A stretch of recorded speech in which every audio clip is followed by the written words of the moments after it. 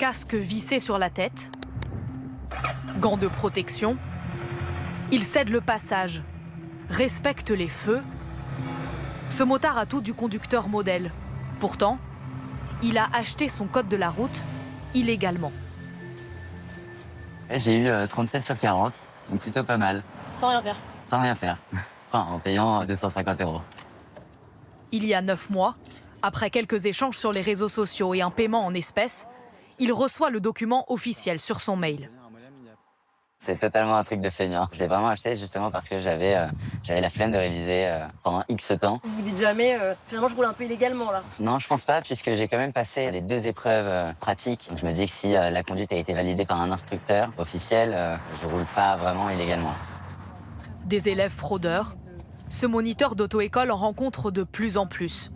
1 à 3 sur 10 selon lui, démasqués dès leur première minute au volant. Le véhicule en face de moi à feu vert, si je veux tourner à gauche, il faut qu'il passe avant. Et ils ont tendance à couper directement. Ils y vont, quoi. Il n'y a pas de sentiment de risque, il n'y a pas du tout de connaissance du comportement à adopter en présence de feu. Si on conduit sans connaître les règles, qu'est-ce qu'on fait sur la route, quoi?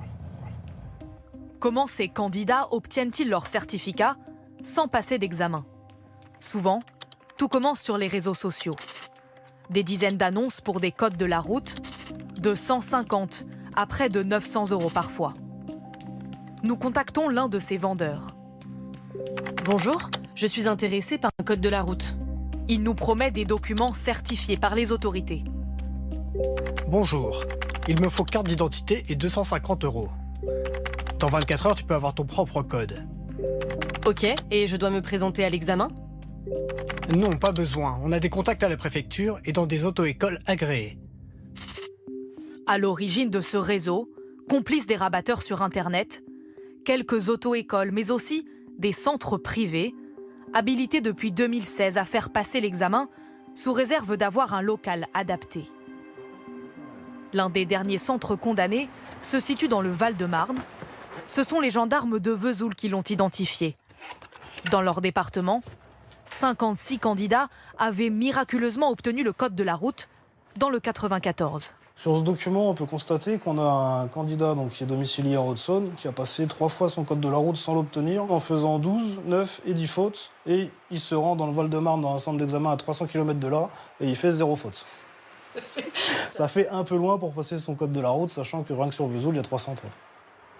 Le gérant du centre mis en cause vient d'être condamné à 2 ans de prison avec sursis et 8 000 € d'amende. Il a amassé près de 120 000 € grâce à ce trafic d'ampleur nationale.